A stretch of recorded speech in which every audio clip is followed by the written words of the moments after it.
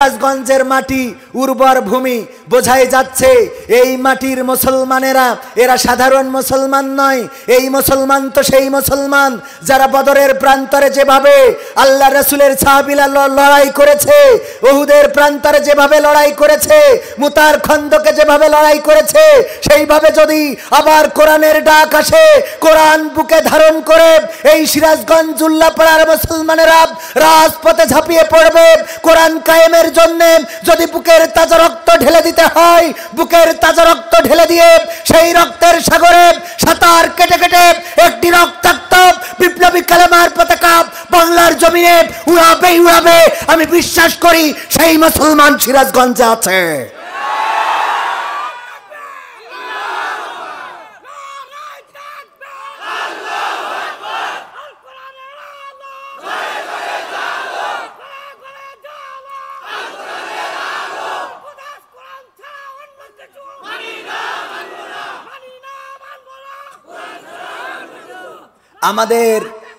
আমাদের কারো সাথে কোনো দ্বন্দ্ব নেই।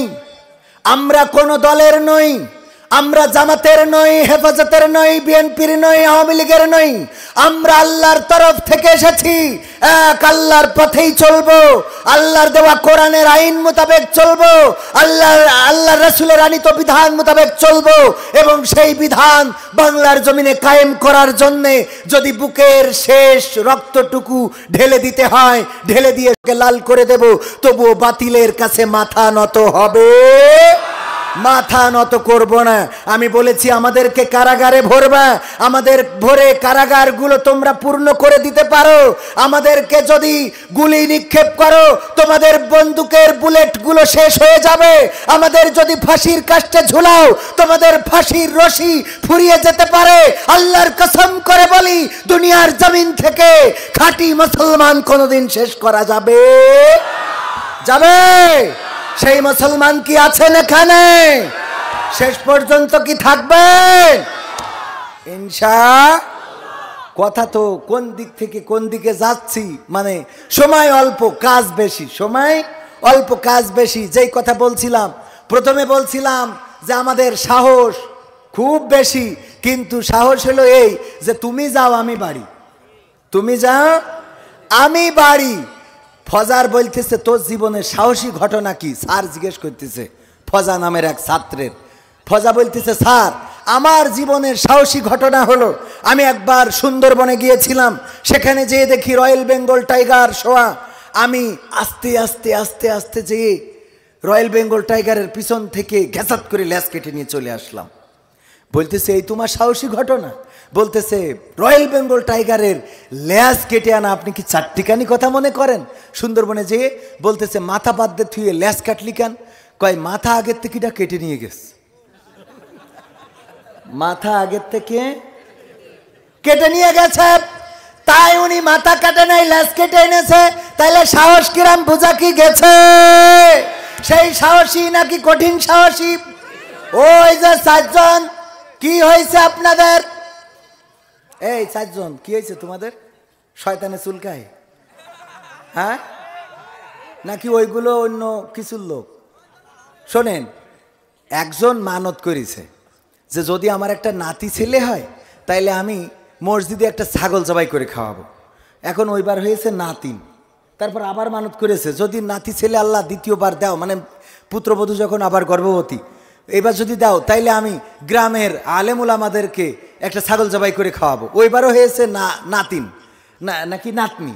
এরপরে আবার তৃতীয়বার যখন গর্ভবতী তখন মানত করেছে আল্লাহ যদি আমার একটা নাতি ছেলে দাও তাইলে আমি শয়তানের দাওয়াত করে খাওয়াবো। কার দাওয়াত করবে? শয়তানের। ওইবারই একটা নাতি ছেলে হয়েছে। এখন শয়তানের তো খুঁজে পায় না, কি করবে? প্রিন্সিপালের কাছে জিজ্ঞেস করতেছে হুজুর বেকায়দায় তো পড়ে গেছি, শুনেছি মানত করলে কল্যাণ অকল্যাণ কিছু নেই, কিন্তু মানত পালন করাই লাগে, আল্লাহ রাসূল সাল্লাল্লাহু আলাইহি সাল্লাম বলেছেন। এখন আমি তো মানত করে ফেলেছি, শয়তানের দাওয়াত করে খাওয়াবো, এখন শয়তানের তো পাইনি, করবো কি? তো প্রিন্সিপাল কয় আমার সাথেও কোনোদিন শয়তানের দেখা হয়নি, তবে আমি কোরআনে একটা আয়াতে পাইছি, আল্লাহ বলছেন ইয়া আইয়ুহাল্লাযীনা আমানু দুখুলু ফিস সিলমি কাফা ওয়া লা তাত্তাবিউ খুতুওয়াতিশ শাইতান ইন্নাহু লাকুম আদুউম মুবিন। আল্লাহ বলছে, হে ইমানদারেরা, তোমরা পরিপূর্ণভাবে ইসলামের মধ্যে প্রবেশ করো আর শয়তানের পদাঙ্ক অনুসরণ করো না, কারণ সে তোমাদের প্রকাশ্য দুশমন। তো আমার এই আয়াতটা থেকে এতটুকু ব্যাখ্যা আমি দিতে পারি যে 59তম যে ইসলামী জলসা হবে আমাদের যে ফাজিল মাদ্রাসায় পুকুর পাড়ে, ওই মাদ্রাসার মাহফিলটা তো ইসলামেরই একটা মাহফিল। ওই মাহফিলে পরিপূর্ণভাবে যারা বসে না থেকে মাহফিল শেষ করার আগে চলে যাবে, বুঝবা ওর সামনে দিয়ে শয়তান যাচ্ছে, ও শয়তানের পাশ পাশ যাচ্ছে। সুতরাং ওরে যদি দাওয়াত করে খাওয়াও, তাইলে শয়তানের খাওয়ানোর হক আদায় হয়ে যাবে, কারণ শয়তানের সামনে ওর পিছনে, এর নিয়ে যেয়ে দাওয়াত করে খাওয়াবা। এখন এই শয়তান সামনে যাচ্ছে আর পিছনে কিরা কিরা যাবেন, যাইতে পারেন, আমাদের কোনো আপত্তি নেই, কারণ শয়তানের পথে তো তারাই হাঁটবে যারা শয়তানি করি বেড়ায়, চিন্তা ভাবনা শয়তানি। ভালো কথা যাদের মনে আসে না, ভালো কিছু দেখে না, বিয়ে করার চিন্তা বাদ দিয়ে প্রেম করার ধান্দা করে, বৈধ মিলনের চিন্তা বাদ দিয়ে ধর্ষণ করার চিন্তা করে, রানে সেঞ্চুরি করে। আর আমাদের অনেক আল্লাহর ওলি আছে, ওরা ধর্ষণে সেঞ্চুরি করে মিষ্টি খায়, কথা কয় না, আছে না নাই? অন্যায় করে, অপরাধ করে, দুর্নীতি করে, চাঁদাবাজি করে, হামলা করে, মামলা করে, বলে হুজুর রাজনীতি চলবে না। আবার পোস্টারে দেখি উনার নামের পরে দলের নাম দিয়া। আমি কই, আমার নামের পরে কোনো দলের নাম নেই, আপনার নামের পরে দলের নাম কেন? রাজনীতি আমরা করছি না আপনারা করছেন? কথা কয় না। কারা করে? পোস্টারে আমার নামের পরে কোনো দলের নাম আছে যে আমি ইসলামী আন্দোলন শায়েকে চরমনাইয়ের নেতা, আমি হেফাজতে আন্দোলনের নেতা? আছে? নাই। রাজনীতি তো আমাদের করার দরকার নাই। রাজনীতি কেন করব? রাজনীতি করার জন্য আমরা আসি নাই। আল্লাহ আমাদের পাঠাইছে আল্লাহর নীতি করার জন্য, আমরা রাজনীতি করি না, বলেন ঠিক কিনা? আর একটা কথা ভালো করে একটু মাথা খুলে বুঝে নেন। যদি কেউ বলে যে হুজুর রাজনীতি করবেন না, আমি জিজ্ঞেস করি, ভাই আপনি কি রাজনীতি করেন? কয় আমি অমুক দলের অমুক জায়গার নেতা। তো আমি বললাম, তাইলে আপনি আমার নিষেধ করেন কেন? আপনি যেটা ভালো মনে করেছেন সেটাই তো করতেছেন, নাকি? কথা কয় না। আপনি যেটা ভালো মনে করেন সেটাই তো করেন, তো ওইটা আমি করলি ক্ষতি কি? আপনি করবেন, আমার করতে দেবেন না কে? ভালো কাজটা আমার করার দরকার আছে না? রাজনীতি না করলি খেলা হবে কিভাবে? সব তো আগের রাতেই করে ফেলতে হবে, কথা কয় না। দরকার আছে না নাই? কি হবে বেঁচে থেকে? কি হবে ছাত্র সেজে চুমু খেয়ে সনদ খানা? যদি হয় বিদ্যালয়টা বুবলিদের আড্ডা খানা।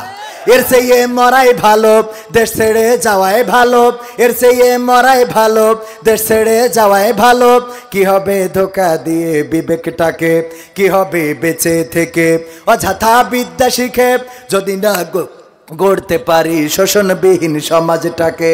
কি হবে বেঁচে থেকে? কি হবে যুবক নামের বোঝা হয়ে এই ধরাতে, যেখানে মা বোনেরা ধর্ষিতা হয় দিনে রাতে? এমন যুবক আছে না নাই? কি হবে যুবক নামের বোঝা হয়ে এই ধরাতে, যেখানে মা বোনেরা ধর্ষিতা হয় দিনে রাতে? যৌবনের সার্থকতা ঘুচিবে সকল ব্যথা, পারো যদি বলি দিতে মানুষরূপী পশুটাকে। পারো যদি বলি দিতে মানুষরূপী পশুটাকে। কি হবে বেঁচে থেকে? অযথা বিদ্যা শিখে যদি না গড়তে পারি শোষণবিহীন সমাজটাকে। কি হবে বেঁচে থেকে? কি হবে লেখালেখি কলমবাজির ওই মহড়া, সমাজের আসল চিত্র যদি না যাই তুলে ধরা? কি হবে লেখালেখি কলমবাজির ওই মহড়া? কি হবে টিভি চ্যানেল সাংবাদিকের এই ক্যামেরা? সমাজের আসল চিত্র যদি না যাই ভিডিও করা? যদি ওই ঘুষের বলে কলমটা উল্টো চলে, যদি ওই হ্যালো কলে ক্যামেরা উল্টো বলে, তবে কি যাবে রোখা দুর্নীতিকে? যাবে? তবে কি যাবে রোখা দুর্নীতিকে? কি হবে বেঁচে থেকে? অযথা বিদ্যা শিখে যদি না গড়তে পারি শোষণবিহীন সমাজটাকে। কি হবে বেঁচে থেকে? কি হবে নামাজি রোজা ইমানদারির বড়াই করে, কোরআনের খাদেম যারা তারা যদি থাকে কারাগারে? কি হবে নামাজি রোজা ইমানদারির বড়াই করে, কোরআনের পাখিরা যদি আজও থাকে কারাগারে? মসজিদের কোণে বসে জিকির যত করো কষে, মসজিদের কোণে বসে তাসবিহ যত টানো ঠেসে, এভাবে যায় না পাওয়া আল্লাহকে। তাসবিহ টানা লোক আছে না নাই? জিকির করা লোক আছে না নাই? আছে, আমাদের কোনো দুঃখ নাই। কিন্তু জিকির করে তাসবিহ পড়ে এমন সময় যে এই সময়ে আর কোনো জায়গা নাই। পুত্রবধূ একটু কাশলেই রাগ করে বুড়ো কালে, এরকম আছে না নাই?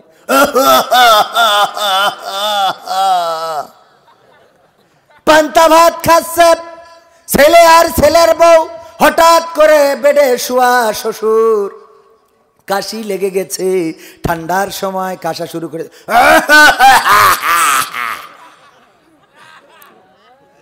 পুত্রবধূ বলতেছে, শোনো তোমার আব্বার কিন্তু সারা বাপ, যেই পান্তা ভাত নিয়ে বসি সেই কাশি লাগে। আছে না? সরাবা সরাবা। এখন পুত্রবধূ দেখতে পারে না, ছেলেও বলে, আব্বা তোমার হয় কি? পান্তা ভাত খাইতে বসলেই তোমার এত কাশি লাগে কেন?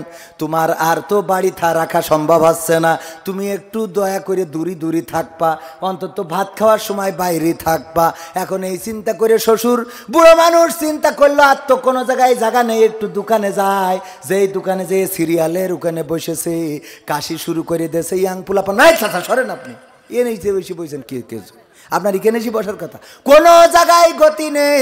এবার চলে গেল মসজিদি, কনে এই মসজিদে তো আর কেউ কিছু বলে না, ওখানে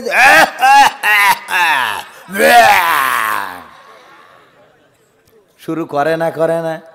মসজিদে আমি ছোট করছি না, কেন বলছি এই কথাগুলো? যৌবন কালে কোনোদিন মসজিদ মুখী হইলেন না, কথা কয় না। যৌবন কালে মসজিদে গেলেন না, যৌবন কালে কোরআনের পথে চললেন না, আল্লাহর পথে চললেন না। যৌবন কালটা শয়তানের পথে ব্যয় করে যখন আর কোনো জায়গায় গতি নাই, যখন বাড়িতে জায়গা নাই, পুত্রবধূর কাছে খাওয়া নাই, ছেলের কাছে দাম নাই, দোকানে দাম নাই, তখন মসজিদে আসলেন। আমি শুনেছি একজন বৃদ্ধ মানুষ শুনেছে যে যদি কেউ জুম্মার দিনে প্রথমেই মসজিদে যেতে পারে তাইলে একটা কবুল হজের সওয়াব পাবে। এইটা শুনে পরের সপ্তাহে সকাল করে গেছে, যে দেখে আর এক বুড়ো বসা। চিন্তা করছে, যাক অসুবিধা নেই, পরের সপ্তাহে আসবো। পরের সপ্তাহে আবার যেয়ে দেখে সেই বুড়ো বসা। চিন্তা করলো, যাক আজকেও কবুল হাজার সোয়াব পাইলাম না, আগামী সপ্তাহে আসবো, কারণ বুড়ো মানুষ, আমারও তো টাকা নেই, আর এত যে টাকার বাজেট, 8 লাখ 10 লাখ টাকা দিয়ে হজে যাওয়া হবে না, সুতরাং জুম্মার দিন সকাল করে এসে কবুল হজের সোয়াবটা নেব। তৃতীয় নম্বর সপ্তাহে যেয়েও দেখে সেই বুড়ো বসা। এবার রাগ হয়ে গেছে, বলছে, এই তোমার অবস্থাটা কি? প্রতিদিন জুম্মায় আসি, তোমারই পাই ঘটনা কি? এত তাড়াতাড়ি আসি, তাও তুমি থাকো। বলছে, তা তোমার অসুবিধে কি? বলছে, আমার অসুবিধা হলো আমি একটা কবুল হজের সোয়াবের জন্য আজ 3 সপ্তাহ ধরে দৌড়চ্ছি, কিন্তু কোনোদিন তোমার জন্য চান্স পেলাম না। বলছে, খুব দরকার কবুল হজের? বলছে, দরকার বলেই তো বলছি। বলছে, তাইলে এক কাজ করো, তুমি আর একটা নিকে করো, বিয়ের পরে আর একটা, আমাদের এইদিকে আমাদের সমাজে নিকে বলে পরবর্তী বিয়ে, তো আর একটা নিকে করো। কয় নিকে করলি হবে? কয় নিকে করলি তুমি কবুল হজের সওয়াব পেয়ে যাবা, আমি গ্যারান্টি দিলাম। কয় তাইলে তাই করবো, নিকে করা তো অসুবিধা না। ও কষ্ট মষ্ট করি একটা নিকে করিছে। করার পরে এই বুড়ো, যেই বুড়ো জুম্মায় এসে বসে থাকতো, ও যেই দেখে পরের সপ্তাহে এই বুড়ো বসা, বলতেছে, তুমি কি তাইলে কবুল হজের সওয়াব আজকে পেয়েছো? বলতেছে, শোনো ভাই, পেয়েছি কিনা বলতে পারবো না, আমি 2টা বিয়ে করার পরে 2টা বউয়ের গুতাগুতি, এত গুতাগুতি, আমি ফজরে আসিছি আর এখন পর্যন্ত বাড়ি যাইনি ওদের জ্বালাতনে। ফজরে আইছি, এখনো বাড়ি যায় নাই, সোয়াব হয়েছে কি না হয়েছে জানি না, গুতাগুতি বেঁধে গেছে বাড়ি।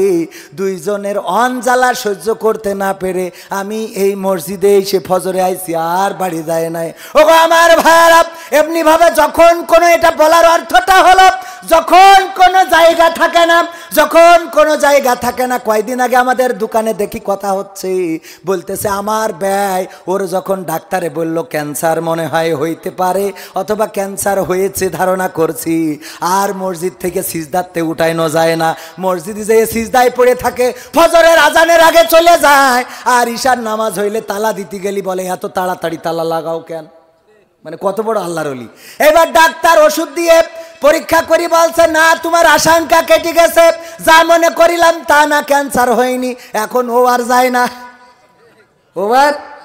একবার নাকি একজন গাছে উঠেছে, উঠে বলছে, আল্লাহ গাছে যেই উঠেছে আম গাছে আম পাড়ার জন্য মগ ডালে হঠাৎ ঝড় শুরু হয়ে গেছে। তো ঝড়, এত জোরে ঝড়, বলছে আল্লাহ তুমি কি শুরু করলে, এই মগ ডালতে কি করে নামবো, ঝড় এখনই দিলে, আল্লাহ যদি ভালোভাবে নামতে পারি তাহলে আমি এক জোড়া মহিষ আমি কুরবানি দেবো। তারপরে আস্তে করে নামতে নামতে একটু নিচে গিয়েছে, এসে মনে করছে যাক আর একটু মোটা ডাল তো পাইছি, বলছে আল্লাহ আমি গরিব মানুষ, মহিষ এত দাম দিয়ে কিনবো কানতে, আমি এক জোড়া গরু দেবানে। আর একটু নিচে এসে বলছে আল্লাহ গরু যে দেবো তাও তো অভাবে যে সংসারের যে অভাব, এক জোড়া গরু তো মেলা টাকা দাম, আল্লাহ আল্লাহ আমি এক জোড়া ছাগল দেবানে, আল্লাহ তোমার তো অভাব নেই। এইবার বলছে যে আর একটু নিচেই নেমে বলতেছে আল্লাহ ছাগলও কিনবান খানতে, আমি এক জোড়া মোরগ দেবানে। পরে নিচেই ঝাঁপ দিয়ে বলছে আল্লাহ আর কোনোদিন গাছে উঠবও না, কিছু দেবও না। বেঁচে যাওয়ার পরে আর আল্লাহর কথা মনে থাকে? এরকম আছে না নাই? অসংখ্য আছে। আছে মানে কি, খুবই খারাপ অবস্থা এই সমাজের। আমার রিকোয়েস্ট করেছে যে মুসলিম তুমি এই গানটা শোনাইতে হবে, রিকোয়েস্ট আল্লামা কোরআনের পাখিকে নিয়ে একটু গান শোনাইতে হবে, রিকোয়েস্ট রয়েছে। মাদ্রাসা ছাত্র দিন দিন কমে যাচ্ছে, এটার ব্যাপারে একটু কথা বলতে হবে। ভাইরা মাদ্রাসায় কেন পড়াবেন এ ব্যাপারে যদি শুধুমাত্র বলি, আমাকে দেখেন, আমাকে দেখলেও তো বোঝা যায়। আমাকে অনেকেই যারা ইউটিউবে দেখেন, একজন নাট্যকার দেখেন না, নাট্যকার দেখেন কিনা, ইসলামী গান গায় দেখেন কিনা, সেই মানুষটাকে আজকে মাহফিলে, এমন একটা মাহফিল, ঐতিহ্যবাহী মাহফিল, যেই মাহফিলে দুই পাশে যারা বসা উনাদের ছাত্র তো দূরের কথা, উনাদের ছাত্রের জুতা বহন করার যোগ্যতাও আমার নাই, কিন্তু এখানে বসিয়ে দিয়েছেন কেন? এইটা কিছুটা ধড়ের মধ্যে আছে, তাই বোঝেননি? কোরআনটা আছে বলে। ভাই মাদ্রাসায় পড়াবেন এই জন্য, আমার আব্বা মাদ্রাসায় পড়েন নাই, কিন্তু একজন আলেম ছিলেন, দিনের পথে এসে কোরআনের খাদেম হয়ে গিয়েছিলেন, বক্তা ছিলেন। একটা মাহফিল থেকে ফেরার পথে উনি মারা গেলেন কালীগঞ্জে, কালীগঞ্জ থানা থেকে আমরা লাশটা নিয়েছিলাম। আজ পর্যন্ত জানার সুযোগ হয়নি আব্বা কিভাবে মারা গিয়েছেন। রক্তাক্ত দেহটা নিয়েছি আমরা কালীগঞ্জের থানা থেকে। তো 2002 সালে আমার আব্বা বলতেন, আমি মাদ্রাসায় পড়ি নাই, স্কুলে পড়ি, তারপরেও আমি মাহফিল করে বেড়াই, দক্ষিণে গেলে সুন্দরবনের হরিণ ধরে জবাই করে আমাকে খাওয়ায়, আর আমার ছেলে মাদ্রাসায় পড়ে, ও তো একদিন সুন্দরবনের বাঘ ধরে খাবে। আমার আব্বা বলতেন। আব্বা মারা গিয়েছেন আজকে 21 বছর হয়ে গেল। আমি মাঝে মাঝে মানে আব্বার কথা ভাবতেই চোখে অশ্রু চলে আসে যে আব্বা যদি বেঁচে থাকতেন তাহলে আপনি দেখতেন সত্যি সেই ছোট বাচ্চা ছেলেটাকে রেখে গিয়েছিলেন। আব্বা যখন মারা গেছে তখন আমি ক্লাস 8 থেকে কেবল 9-এ উঠেছি। সেই মানুষটা চলে গেল, দেখতে পাইল না। আজকে ঠিকই সেই বাঘের গোশত না খাইলেও কাছাকাছি তো খায়। প্রিন্সিপাল অনেক কিছু খাওয়াইছে, অনেক কিছু খাওয়ানোর পরেও কয় আমরা তেমন আয়োজন করতে পারিনি, কিছু মনে করো না। উনি সাক্ষী, উনি বলতেছে মিষ্টি টিষ্টি করিনি কিছু। আরে বাবা মিষ্টি ওই রসের পিঠে পর্যন্ত বানাইছে, মিষ্টি করিনি মানে এত খাতি হবে কেন? হুজুরা এত খাবে কেন? হুজুরদের এত খাওয়ার দরকার আছে না? এত খাওয়াবেন না, অল্প খাওয়াইলেই হয়। আলহামদুলিল্লাহ। তো এই মাদ্রাসায় পড়াতে যে বরকত, এটা আমাকে দিয়ে বললাম। এবার দেখেন আবু তাহা আদনান সুন্দর করে কথা বলেন। উনি একজন ক্রিকেটার ছিলেন, ইসলামের পথে আসার কারণে আল্লাহ তাকে এতটাই ফেমাস করে দিয়েছেন, এই মাঠে আসলে এই মাঠে জায়গা ধরতো। হাফিজুর রহমান সিদ্দিকী কুয়াকাটা হুজুর, মামুনুল হক, আমির হামজা সহ মিজানুর রহমান আজহারি, যাকেই বলি না কেন, কোরআনের পথে চলার কারণে আল্লাহ ইজ্জতটা এত বাড়ালেন যে অনেকের মারা যাওয়ার পরে তাদের জানাজা পড়ার মতো লোক পাওয়া যায় নাই। কিন্তু এই সব মানুষগুলো মারা গেলে মাঠে জানাজা পড়ার মানুষের জায়গা হয় না। ঠিক না বেঠে? শুধু তাই নয় ভাইরা আমার, আল্লাহর নবী মেরাজে গেলেন, যাওয়ার পরে দেখলেন একজন জান্নাতে হাসাহাসি করছে, একজন জান্নাতে কান্নাকাটি করছে, আর একজন ব্যক্তি জাহান্নামে হাসাহাসি করছে। উল্টো না? জান্নাতে কান্নাকাটি করার জায়গা নাকি? কথা কয় না। জান্নাত তো কান্নাকাটি করার জায়গা না, এবং জাহান্নাম হাসাহাসি করার জায়গা না। একজন জান্নাতে হাসে কাঁদে, আর একজন জাহান্নামে হাসে। আল্লাহর নবী ফেরেশতা জিবরাইল আলাইহিস সালামকে বললেন, ওগো ফেরেশতা জিবরাইল, ওই ব্যক্তি জাহান্নামে থেকেও কেন হাসে আর ওই ব্যক্তি জান্নাতে থেকেও কেন কাঁদে? আল্লাহর নবীকে ফেরেশতা জিবরাইল বললেন, ওগো নবী, যেই ব্যক্তি জান্নাতে ও দুনিয়ার পরে একজন আলেম ছিল, একজন আল্লাহওয়ালা লোক ছিল, আবেদ ছিল। এই লোকটার একটা সন্তান ছিল। সে দুনিয়ার স্বার্থ হাসিল করার জন্যে তার সন্তানকে ওই চোরের কাছে দিয়েছিল চুরি বিদ্যা শিখানোর জন্যে, যাতে চুরি করে কিছু টাকা সুইস ব্যাংকে রাখতে পারে। বলেন সুবহানাল্লাহ, ও নাউজুবিল্লাহ হবে। সুইস ব্যাংকে টাকা রাখে এমন আছে না নাই? আমি বলেছি যারা সুইস ব্যাংকে টাকা রাখে ওরা বঙ্গবন্ধুর আদর্শের লোক হইতে পারে, কারণ বঙ্গবন্ধুর সুইস ব্যাংকে কোনো অ্যাকাউন্ট নাই। আছে? বঙ্গবন্ধুর সুইস ব্যাংকে অ্যাকাউন্ট নাই। বঙ্গবন্ধুর বেগম পাড়ায় কোনো বাড়ি নাই।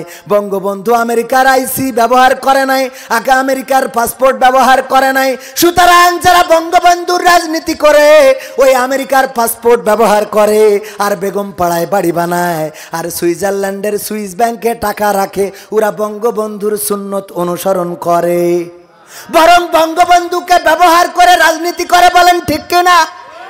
ঠিক না ঠিক? সত্য কথা বলতে কোনো দ্বিধা আছে? রাজনীতি করবেন, বঙ্গবন্ধু যেভাবে নিবেদিত প্রাণ ছিল সেইভাবে নিবেদিত প্রাণ হয়ে রাজনীতি করেন। আপনি রাজনীতি করেন, ব্রিজ বানাতে দেওয়া হয়েছে, রডের জায়গায় বাঁশ ঢুকাইতে আমাদের বলেন যে তোমরা বিজ্ঞান জানো না।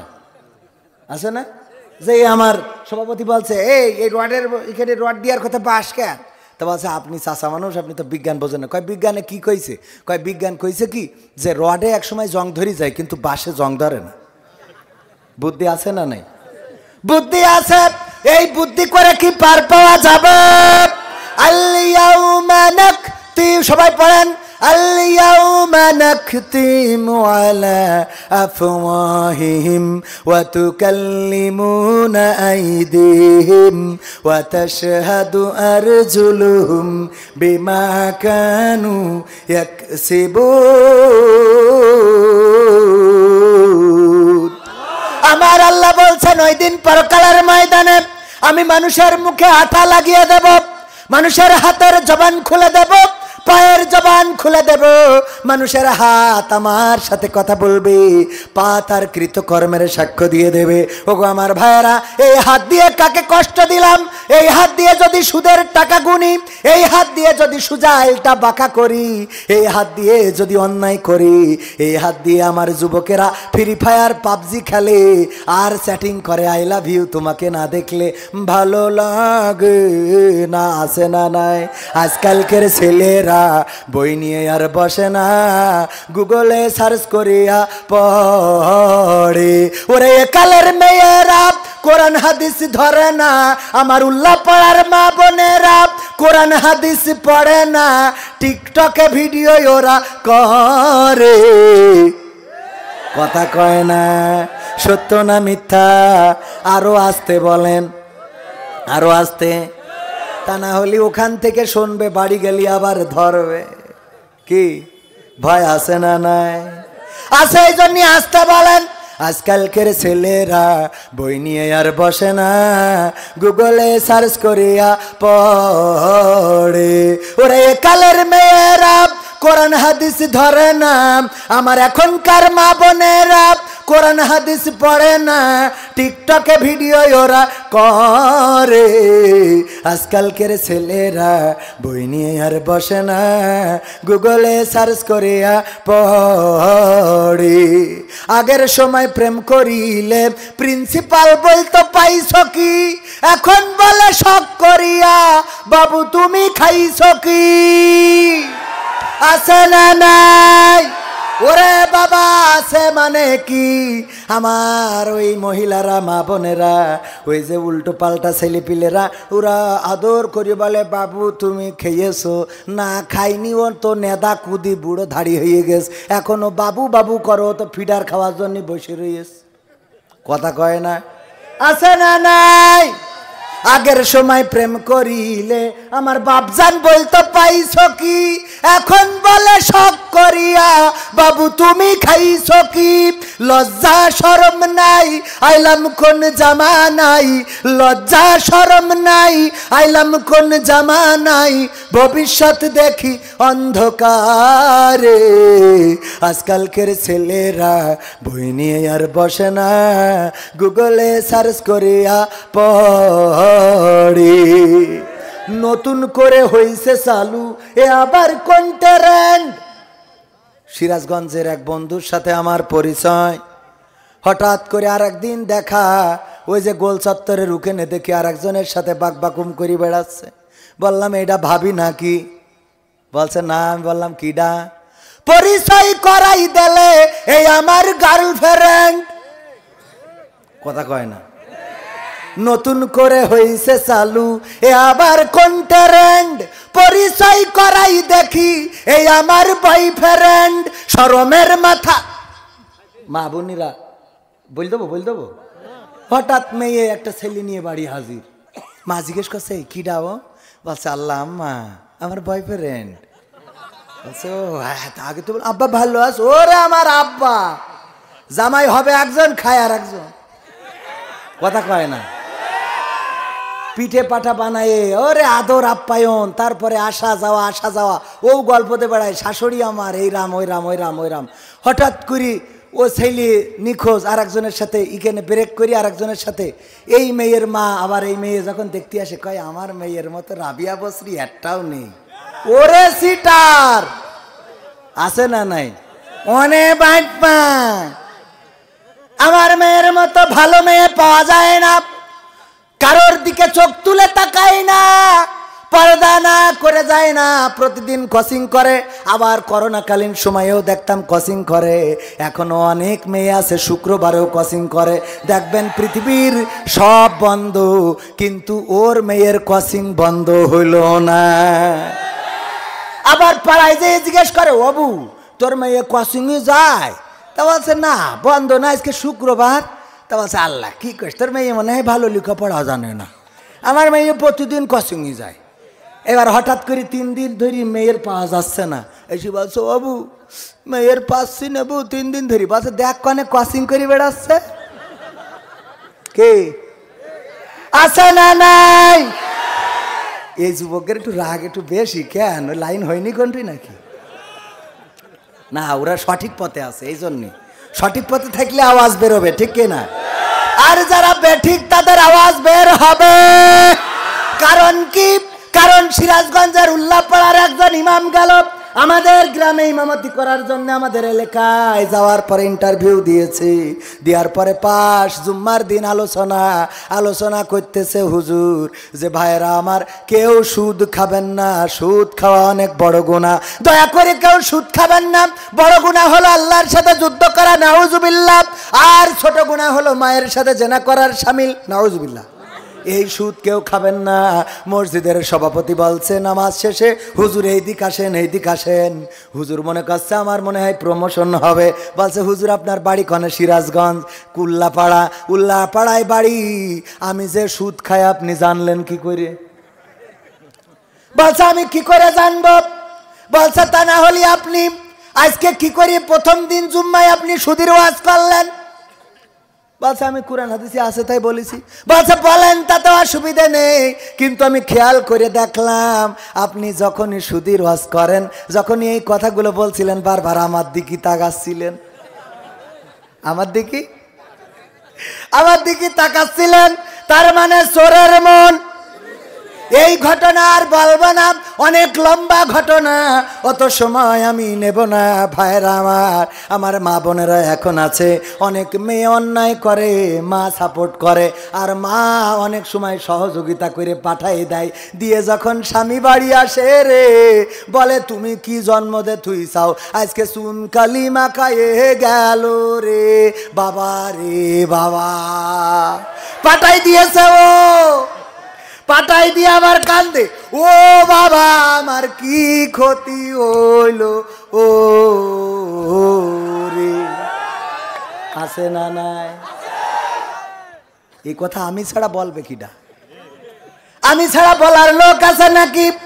পাঠাই দিয়ে আবার কাঁদতেছে। এইবার স্বামী যেই বাড়ি আসে ও কিন্তু বলে দেছে তোর আব্বা যদি শোনে মেরে ফেলাবে, তবে আমি সিস্টেম করি। ওরে অভিনেতা, অভিনয় জানে কি?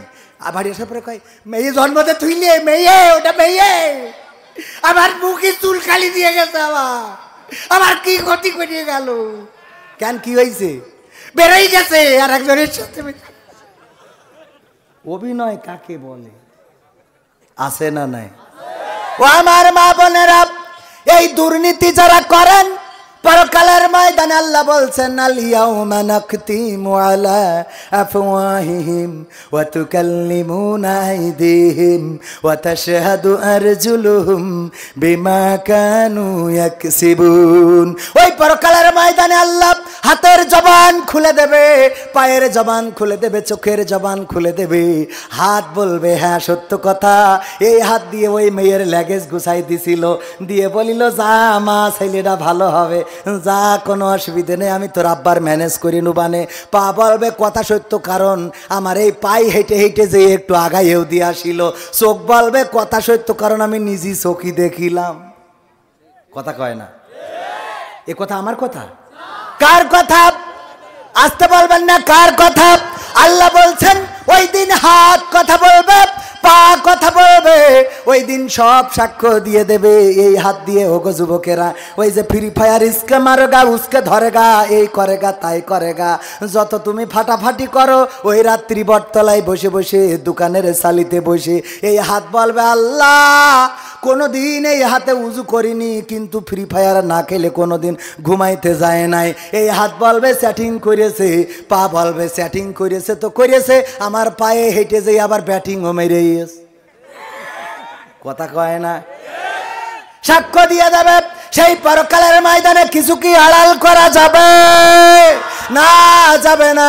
এই জন্যই আমি বলেছি ওই যে নতুন করে হয়েছে চালু, কি এ আবার কন্টেরেন্ট পরিচয় করাই দেখি, এই আমার বয়ফ্রেন্ড। শরমের মাথা খাইয়া গেছে ওরা পাগল হইয়া, শরমের মাথা খাইয়া গেছে সব পাগল হইয়া, ভবিষ্যৎ দেখি অন্ধকারে। আজকালকের ছেলেরা বই নিয়ে আর বসে না, গুগলে সার্চ করিয়া